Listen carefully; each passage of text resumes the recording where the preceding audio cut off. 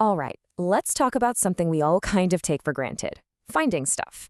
Most of the time, there's a big central server, like a master brain, that knows where everything is. Simple, right? But what happens when you get rid of that brain? What happens when you have a democratic society of systems with no one in charge? How in the world do they find anything? That's exactly what we're going to dig into today.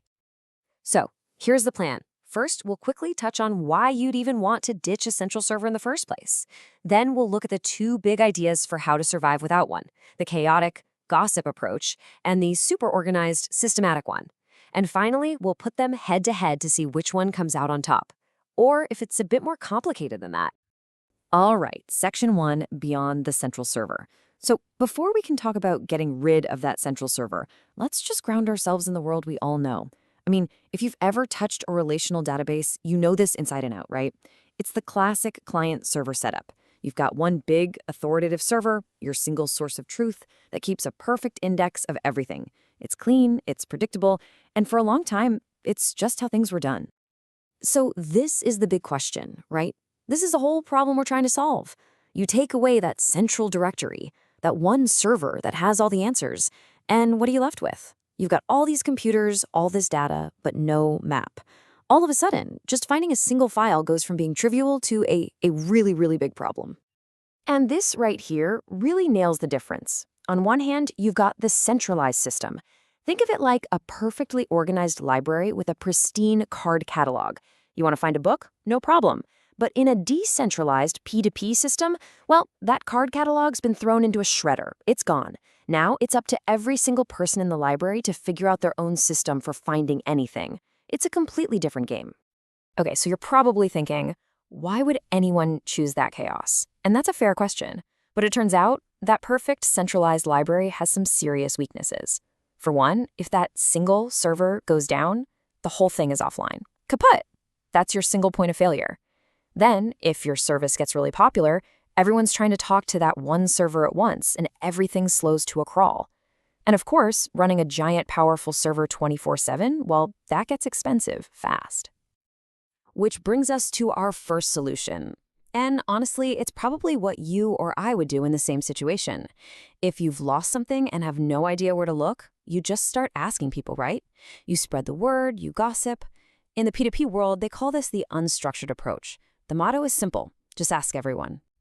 So what does that actually mean, an unstructured overlay? It means there's no grand design. The network just forms. Connections between peers are totally random. It's like a social network. You know a few people, they know a few people, and pretty soon you've got this big, messy, sprawling web of connections with no real rhyme or reason to it.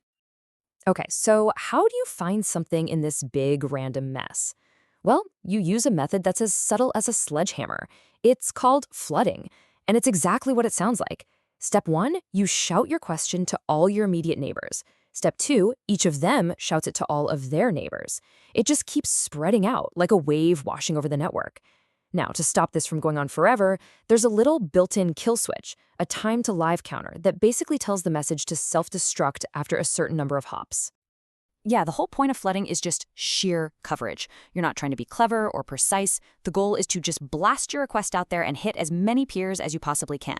It's a simple, kind of brutish approach, but it works. And that simplicity, well, it's both the best thing about it and its biggest problem. And this isn't just a theoretical thing, by the way. This is exactly how early file-sharing networks like GNU worked. It was a classic, unstructured network, and it used flooding to find files. This made it super resilient. You know, there was no central server to shut down. But it created one huge, glaring issue. I mean, doesn't this just create an insane amount of traffic? And the answer is, oh yeah, absolutely.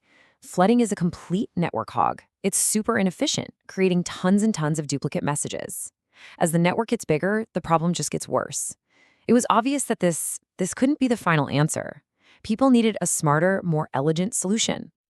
So, if the just ask everyone method is too messy, what's the alternative? Well, that brings us to solution number 2, structured overlays. This is the complete opposite approach. Instead of just letting chaos reign, we're going to impose a really, really clever system on top of everything. It's like building an elegant map for our decentralized city. And at the heart of this system is a brilliant idea called a distributed hash table, or DHT for short. The best way to think about it is like a giant shared phone book for the entire network. But here's the trick. No single person has the whole book. Instead, every peer is responsible for just one page. You put all those pages together, and you have a complete index spread out across everyone. And here's where the magic happens. This is the crucial point. With a DHT, you don't need to ask around anymore. The data's unique ID, its key, is mathematically designed so that it points you directly to the peer that's holding it. You don't search, you calculate the address. It's like the key itself is a set of directions telling you exactly which peer to go ask. And look at the difference in the outcome. It's just night and day. With an unstructured search, you might find what you're looking for. It's a best effort kind of deal. But with a structured search, it's a guarantee. The search is what we call decidable. If that piece of data exists anywhere on the network, you will find it, period. So, just how efficient are we talking? Well, it's pretty incredible.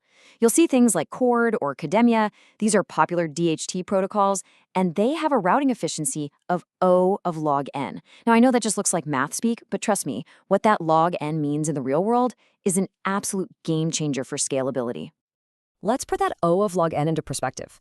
Let's say you have a network with 1 million peers. To find any single piece of data, it'll only take you about 20 hops. Not 1 million, just 20. What if you have 1 billion peers? It's still only about 30 hops. That's what logarithmic scaling does. It lets the network get massive, absolutely enormous, without searches slowing down to a crawl. Okay, so we've laid out 2 totally different ways of doing things. You have the unstructured gossip method, which is simple but super noisy. And you have the structured systematic approach, which is way more efficient, but also more complex. Now, you might be thinking, well, structured is obviously better, right?